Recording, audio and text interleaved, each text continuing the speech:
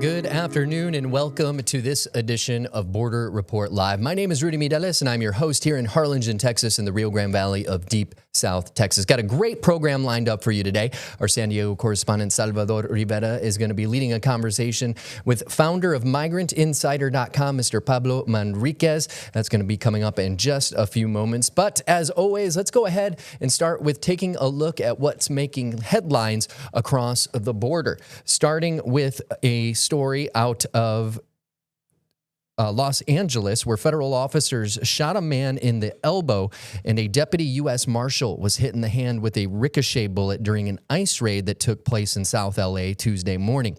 Homeland Security says officers were attempting to arrest a man from Mexico who entered the country illegally. A department spokesperson says the man rammed officers' cars with his vehicle and tried to escape after he was pulled over during a traffic stop. At least one ICE officer opened fire, hitting the man. A federal agent was also hit in the hand with a ricochet from that bullet. The incident created tensions in the area as residents protested the immigration enforcement operations happening near their homes. Moving on, President Donald Trump is threatening to send National Guard troops to San Francisco now. He calls the city crime-ridden and claims residents want federal help. Local leaders disagree, noting that crime in their city is down. Mayor Danielle Lurie says the city is safe and doesn't need troops. Trump is citing crime as his reason, but San Francisco hasn't seen the same federal immigration enforcement as other cities.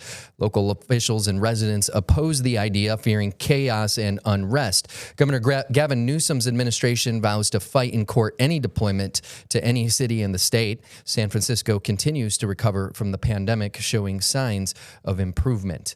And in New York, an immigration enforcement operation that sparked spontaneous protest on Manhattan's Canal Street led to the arrest of 14 people, according to federal authorities. The arrest included several demonstrators that are being accused of assaulting or obstructing agents. ICE agents swarmed Canal Street on Tuesday to crack down on street vendors selling counterfeit goods.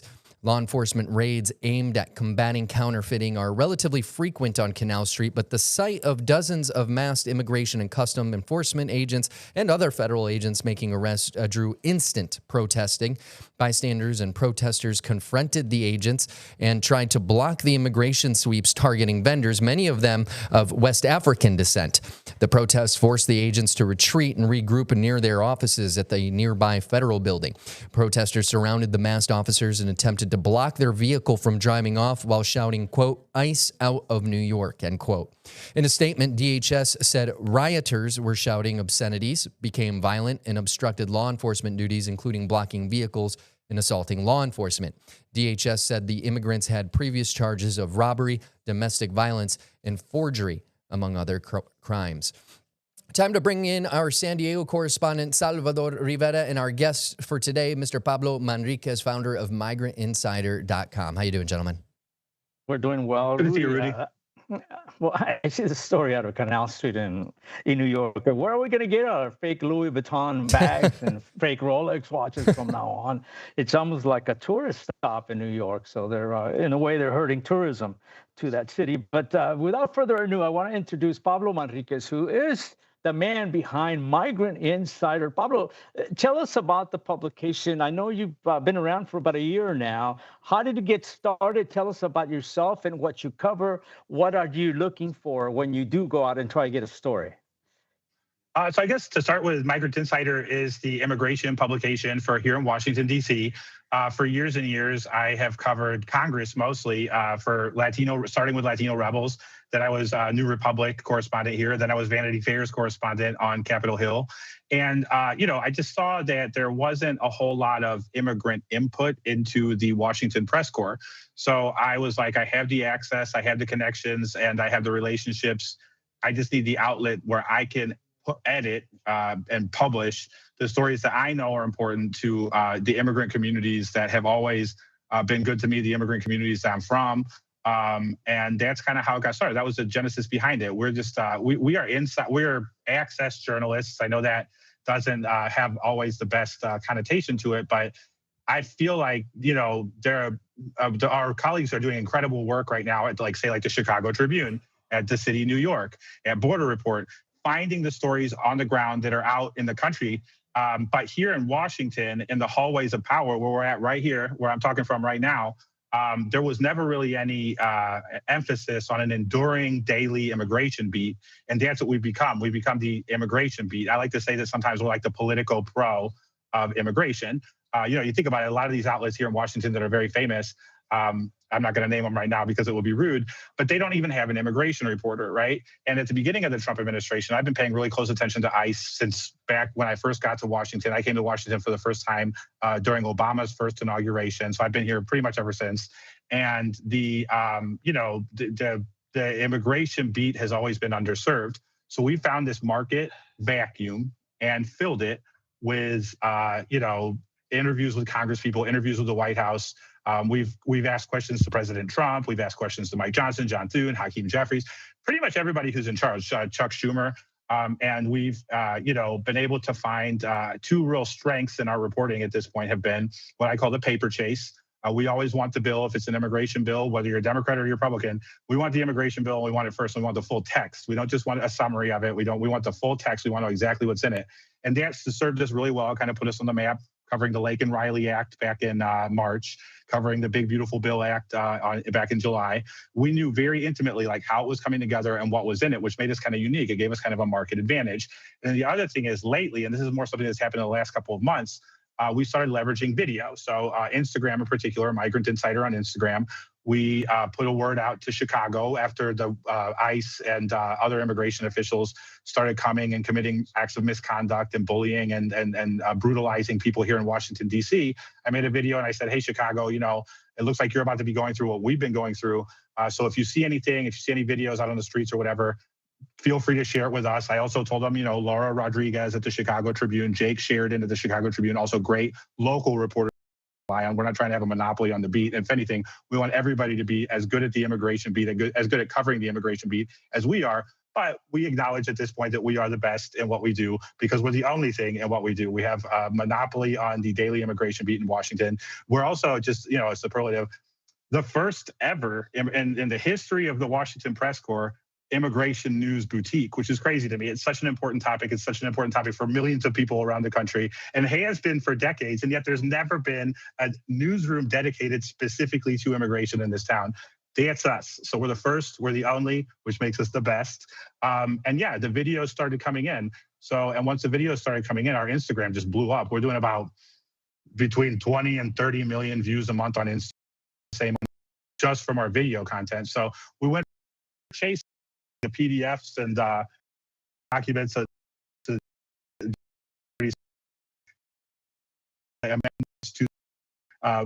informing our readers and breaking news on that. Just and a lot of court cases exclusive to now being more, in addition, adding like a video outlet component.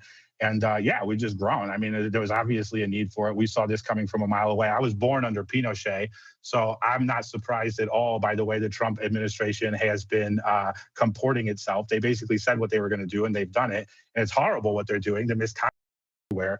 But having been born under Pinochet and informed by, that, it's like that this is a moment, and anyone disagrees or argues with it at this point that we have. Wow, I don't know if that answers your question. Yeah. You're comparing Pinochet to Trump. That's a lot, man. But I did want to ask you, you mentioned access. You're in Congress, you have access to the White House, and you do more than just get news releases and rewrite them and put them out. Talk about the topics, the information that you are going after, because a lot of times, and I must say, you get stuff, material, stories that we don't. How is that? Well, I mean, when you're an inside journalist, basically an access journalist plays the access game. So the most important thing is having direct access to the principals. We don't typically talk to staffers. Like I might talk to one or two staffers a week at the White House, the agencies, whatever. But the people we do talk to are the principals. So like I just about 30 minutes ago asked Hakeem Jeffries if he thinks ICE should get the Doge treatment, given what happened yesterday on Canal Street in New York City. So talking directly to Hakeem Jeffries means I don't have to go through his press secretary. I don't have to go through his communications director or whatever. And when you're having that one-to-one relationship, that means that there's no filter. He had no idea what question I was going to ask him. I asked him, he dodged, he didn't really answer it. But Nevertheless, though, that was the game. So the game is like, if we're going to talk to people, we're either going to talk to people who are impacted by these policies, who are making these policies. We avoid the middlemen. So the only time we ever want to deal with the middlemen is if they have a document exclusive to us that we can break. So if you have a letter, if you have a bill text, if you have a memo, if you have some text messages or something like that you want to share with us, then we will talk to you, the staffer. But we're not about to we don't play gatekeeper games because we don't have to. We will find your boss in the hallway of our Capitol complex if one way or another. So reaching out to them, it's always been, I learned early on in my time covering Congress that staffers, they want to insert themselves. That's their job. I actually used to be a press secretary, so I sympathize with their position. But having been a press secretary before, having put together a million press conferences and having staffed bosses around town and stuff like that, I knew better than to deal with them because, that puts them between a rock and a hard place. I am the rock, and politics is this hard place that we cover. So politics and policy. So that's how we get it. Basically, we'll do a lot of off the record. We'll talk to people off the record. And then the other big source of exclusive information that we get is from the community. So if we can link with our reporting, Donald Trump specifically, I got a question directly to Donald Trump with, say, an Afghan war ally who's stuck in some holding center in Qatar, right? Who helped our people over there when we were at war. So I've spoken with the Afghani.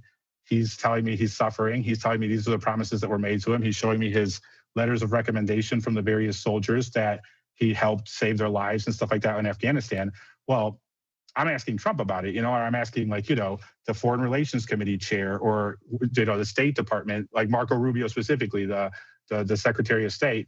I've been in this town 15 years. I know what they're going to be. I know what the parameters of the press are. I know what type of attitude or what type of tone you need to take with your questions. And I've always abided with the decorum the decorum and sort of the essential collegiality of the press corps. But I also recognize that my questions would never have been asked without me, and that they hadn't been asked without me. So they need to take priority. And sometimes that just means being really aggressive. And that's, we're bulldogs, we're pit bulls on this beat, if that makes sense.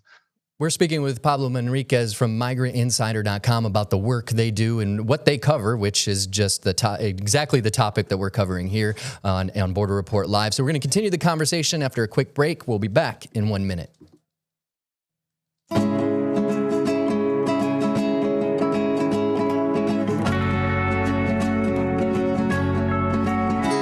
And welcome back to this edition of Border Report Live. My name is Rudy Mireles. Salvador Rivera joining us here from San Diego, and our guest for today, Pablo Manriquez, founder of MigrantInsider.com. Well, Pablo, you have mentioned ICE and the staggering amount of money that this agency is now controlling. Talk a little bit about how big this agency is when you compare it to other federal law enforcement agencies and even the U.S. Marine Corps. Yeah, so ICE got through the One Big Beautiful Bill Act, $160 billion between now and 2030 to spend on deportations. But the key thing about, in as much as it relates to what you're seeing on the streets right now, what you're seeing on social media, is that Kristi Noem got a $45 billion spending credit the moment the One Big Beautiful Bill Act was signed on July 4th. So $45 billion, just for context, is a staggering amount of money for a cabinet secretary, for any Department of Defense cabinet secretary. And Kristi Noem, for context, was a total lightweight in Congress. She served here for a few years. She didn't really do much. And then she went to a state with a tiny population to be governor. And again, she didn't really do much.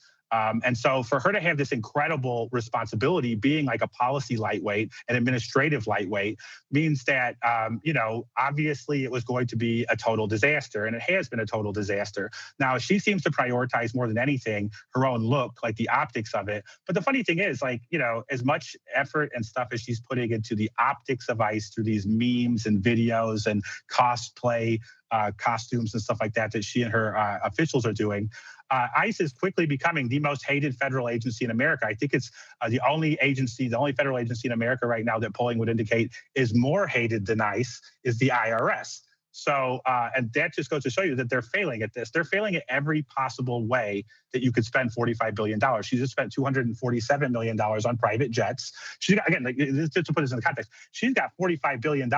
She can't seem to get her agents uniforms, holsters for their weapons. The agents are not going through proper training, right? Nothing about the administration of this money, the taxpayer money, a generational investment into atrocity, is being administered in a way that makes any sense at all. She's not hitting her numbers that the Trump administration would like her to hit. If you're a MAGA listening, then she's not doing a good job for you either. If you want to deport everybody, she's not doing it. She's not going to be able to do it. Now, if you're a more reasonable person with a good heart and a patriotic heart, and you actually love immigrants and acknowledge the good and the essentiality of immigrants to the American economy, to American culture and everything else, then this was just a terrible investment. That whole bill was just a terrible bill. It was just completely unpopular. There was nothing in it that was popular. But like so many things in Washington, it was passed in the dead of night, like through an amendments process, through several overnight sessions. Some of them were weekend sessions, and then dropped on the president's desk with brilliant branding. That's something that the Trump administration has always done really well, is branding, right? But even ICE has not been able to be, effectively branded for broad swaths of the American people. There was this notion during the campaign that they were going to deport dangerous people. Okay, who doesn't disagree with that? Of course, you want to deport pedophiles. Of course, you want to deport rapists after they, serve their time or whatever. But that's not who they're going after, and everybody knows it now. Like, you'd have to be a pretty hardcore idiot and not paying attention at all to think to yourself, wow, this is, the tamales lady on the corner was an MS-13 member. That's garbage, and everybody knows it. And the popularity of these policies is declining. And the biggest question on the immigration beat right now is this, right? The president, any president, lives in a bubble.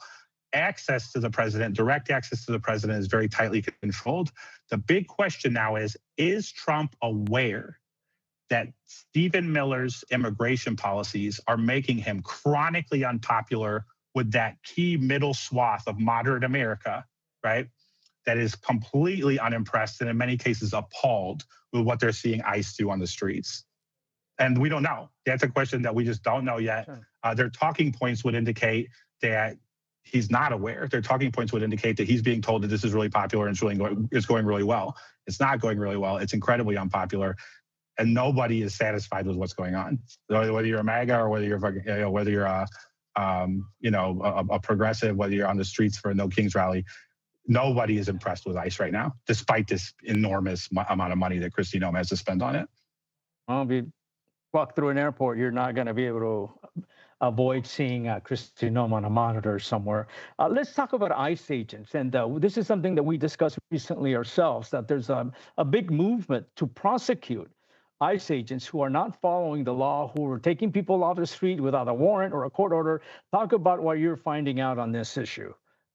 Well, it's really interesting. So obviously the president has pardon power. So a lot of people are very concerned that if they were to prosecute an ICE agent for misconduct, that they would just be pardoned by the president. And then, if there were prosecutions ongoing toward the end of his presidency, when pardons typically happen, although this president's a little different, that there will be a mass pardon of ICE agents who committed misconduct, atrocities, and so on during the mass deportations. So what basically that leaves is state level prosecutions, which my understanding is are not germane to a presidential pardon, and prosecutions after the presidency. Now, a lot of people have been hitting a lot of roadblocks with how evidence is being compiled. Apple and Google just removed an app that existed specifically to compile evidence of ICE abuse. They just removed it from the App Store with no real applicable reason. But there are groups of attorneys, there are community organizers, there are people on social media, and I don't think that it's become like an organized database yet of misconduct, of evidence, But I think that seems to be, my instinct is that seems to be sort of the direction it's headed, as a ready-made database of like which agents were where, doing what misconduct, agents pointing guns in the face of pregnant women, for example, like what happened yesterday in Berwyn, Illinois. I'm sorry, what happened Tuesday in Berwyn, Illinois. There are just a million different instances of it. The question is, what is the timing of these prosecutions? I think that Democrats learned their lesson under Merrick Garland, who was Joe Biden's attorney general, who slow-walked his investigations into the Trump's first term. And they slow-walked it so much that they just kind of, like the MAGA movement just kind of ran out the clock on the public accountability of the abuses of that term. My impression is that a new generation of, especially in Congress, are people calling for a much more aggressive approach. If Democrats were to return to power in 2028. The other big opportunity, and this isn't necessarily a prosecution opportunity, but another big opportunity is through the subpoena power should Democrats take either chamber of Congress in the new term. You got to remember that the House of Representatives in particular has the power to send the sergeant at arms and handcuff somebody and compel them to come and testify. So if you are held in contempt of Congress, it doesn't get used very often, but if Stephen Miller, for example, who never testifies before Congress, were to be held in contempt of Congress, the House of Representatives, if it were a Democratic-led majority, would have the power, if they wanted to send law enforcement, put him in handcuffs and drag him before a committee. That is something that has happened in American history, hasn't happened for a long time, but it is there. These are the whispers we're hearing here on Capitol Hill of what the options are should Democrats gain a majority in the House. In the Senate, same deal. You got subpoena power. If the Senate Appropriations Committee and the various appropriators are led by Democrats, you could see, anything from rescissions of ICE funding to, massive subpoena power, a reduction of defunding of ICE, like using ICE as a leverage point to ICE funding specifically as a leverage point in negotiations about other things, whether it's the National Defense Authorization Act or, the various appropriations bills. So ICE is having a moment right now, and they're blowing it, in my opinion. They're blowing it in terms of public opinion. They're blowing it in terms of like the effectiveness of what they promised to do, which was make America safer. They aren't. They're making America less safe, and they're raising the temperature of a political moment that's already becoming very toxic and very dangerous. So should Democrats take power, the question is, this is what Democrats typically do, to be perfectly frank. Democrats like to say, we hate ICE, we hate immigration, we're totally against these abuses when they're not in power. And then as soon as they're in power, ignore everything that happened before and try and pass healthcare policy, focus completely on healthcare policy. So it's really a question of are the American people going to demand accountability once it's no longer as viscerally as viscerally present in their lives as it is now. And if history is any precedent, they aren't. If history is any precedent, then ICE is going to get away with everything they're doing. So it's kind of it's on the American people to have the evidence ready to go the moment power changes hands and demand public accountability from Congress and state houses and state legislatures and state courthouses and stuff like that, like Governor Pritzker is doing in Illinois, while this is going on, and then see it through. We've been speaking vindictively. I'm sorry, Rudy, but Pablo, not to contradict you, but I don't know about the subpoena powers working, and we'll learn about accountability on the part of the American public in November. We'll see what happens in the election coming up about a year from now. Rudy, sorry about that. Yeah, no worries. This is one of those conversations that I wish this program was an hour long, because I feel like we could talk for a few hours, but we just wanted to thank you, Mr. Manriquez. We've been speaking with Pablo Manriquez, founder of MigrantInsider.com, about the work they do, and also getting a little analysis on the contemporary issues when it comes to immigration under the Trump administration. So thank you so much for your time. Hopefully we can have you back again soon, sir. Thank you, sirs. All right. Stay with us. Border Report Live will be back in 1 minute.